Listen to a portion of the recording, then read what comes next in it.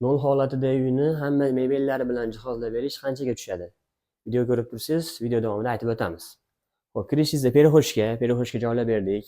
Juda ham chiroyli holatda joylandi perexoshkamiz ham. LED chiroqlari ham o'zgacha ochib turibdi. Bu xonamiz detskiy xona. Kichkina bo'lganligi uchun detskiy xonamizdan ham unumli foydalandik. Ikkita bolaga mo'ljallandi bu xonamiz. Matraslar ortopedskiy matras. Xo'p, shkafga keladigan bo'lsak, shkaflari kiyim-kechaklar qo'ygani ham juda ham samarali foydalanildi. Kiyimlar ilgani, taxlagani, bu joyda ham taxlagan joylari bor. Dars qilgani stollari va kitoblar tergani alohida joylari ham qo'shib ketdik. Bu kvartiramiz 3 xonali bo'lib, keyingi xonamiz mehmonxona. Mehmonxonaga ham televizorni, ya'ni ko'rishingiz mumkin.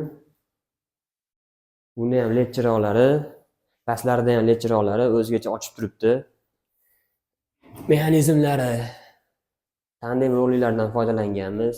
Ichlari ham laminat, 50 kilogacha yuk ko'tarish instruksiyasi bor. Keyingi xonamiz yotoqxona. Yotoqxonamizni ham juda ham ko'rkam uslubda tayyorlab berdik. Ko'rishingiz mumkin, mana mягкий holatida patologgacha qilib tayyorlandi. Tumbalari, tremosi, shkafi shu komplektimiz ichiga kiradi. Matraslari buni ham ortopedskiy matras. Mana oynalarni ham patologgacha qilib tayyorlab berdik. Shunday holatda juda ham chiroyli holatda tayyorlandi.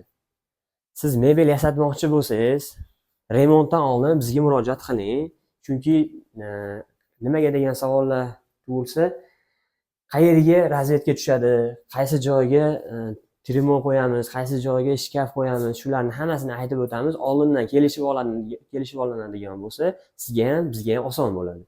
Mana bu mebellarimizni qayerga nima o'rnatishimizni oldindan sizga aytadigan bo'lsak, siz ham juda ham manfaatli foydalanasiz yerdan ham, o'sha har bir qarich joydan ham.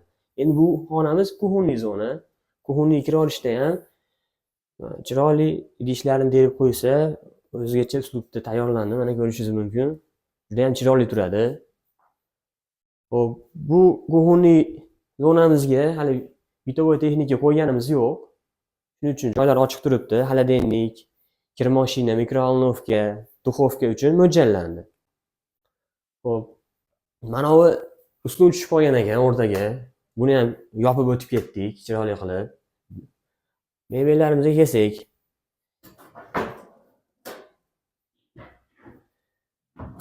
mexanizmlari, davotchi mexanizm,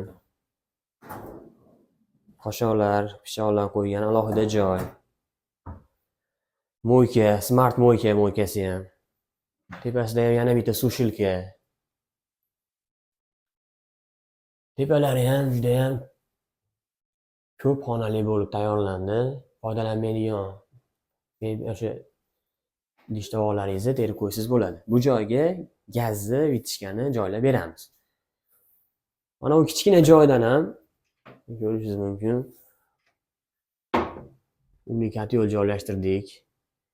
Unikat yo'lga u tomondan xod bor mana ko'rish uchun. Sizga qiziq bo'lsa, bizga murojaat qiling.